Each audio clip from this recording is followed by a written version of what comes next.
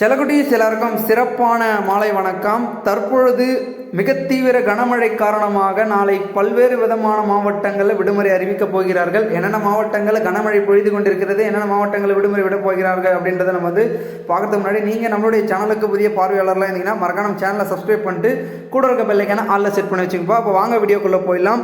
செல்லக்குட்டீஸ் எல்லாருமே பார்த்தீங்கன்னா உங்களுடைய மாவட்டங்களில் கண்டிப்பாக பார்த்தீங்கன்னா கனமழை பொய்துட்டு இருக்கும். தமிழகத்தில் ஏராளமான மாவட்டங்களில் கனமழை வெளுத்து வாங்கி கொண்டு இருக்கிறது. தற்பொழுது நீங்கள் வீடியோ பார்த்துருக்க இந்த டைமில் கூட பார்த்தீங்கன்னா கனமழை பார்த்தீங்கன்னா ஆங்காங்கே பொய்து கொண்டிருக்கிறது. குறிப்பாக பார்த்தீங்கன்னா தமிழகத்தில் 22 மாவட்டங்களுக்கும் மேற்பட்ட இடங்களில் பார்த்தீங்கன்னா மழை பொழிவின் தாக்கம் இருக்கிறது அப்படின்றத வானிலை ஆய்வு மையம் சொல்லியிருக்காங்க.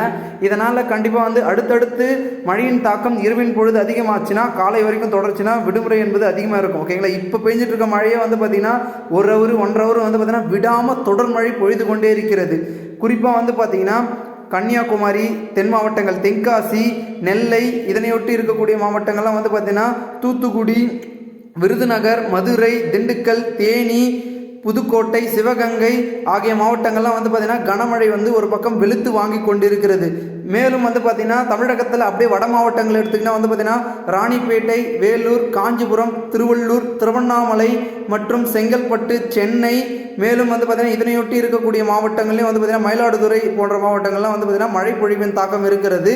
அதனை தொடர்ந்து விருதுநகர், மேலும் பார்த்தீங்கன்னா மதுரை, தஞ்சை, நாகை, அதன் பிறகு திருவாரூர், பெரம்பலூர், அதனை தொடர்ந்து பார்த்தீங்கன்னா மேலும் நம்மளுடைய முக்கியமான மாவட்டம் கோவை, நீலகிரியிலையும் பார்த்தீங்கன்னா கனமழையின் தாக்கம் இருக்கிறது. கிட்டத்தட்ட தமிழகத்தில் முக்கால்வாசி மாவட்டங்களில் மழை பொழிவின் தாக்கம் இருக்கிறது. இந்த மாவட்டங்களில் ஒரு சில இடங்களில் தொடர் மழையும் ஒரு சில இடங்களில் தீவிரமான கனமழை பொழிவும் இருக்குது. மேலும் இதனை தொடர்ந்து வீடியோ பார்த்துருக்க செல்லக்குட்டீஸ் உங்களுடைய மாவட்டங்களில் கனமழையின் தாக்கம் இருக்கிறதா அப்படின்றத மறக்காமல் கமெண்ட் மூலமாக சொல்லுங்கள். இப்போ கூட இந்த மழையின் தாக்கம் பார்த்தீங்கன்னா இரவின் பொழுது இந்த மாவட்டங்களில் ஒரு சில இடங்களில் தொடர் மழையாக தொடரலாம் அப்படின்றத நம்மளுடைய வானிலை ஆய்வு மையம் சொல்லியிருக்காங்க. அதனால் கண்டிப்பாக பார்த்தீங்கன்னா மழை தொடர்ந்துச்சுன்னா நாளைக்கு கண்டிப்பாக விடுமுறை வருவதற்கான வாய்ப்பு இருக்குது. ஏன்னா மழையின் சம்பவம் இப்போவே ஸ்டார்ட் ஆகுது.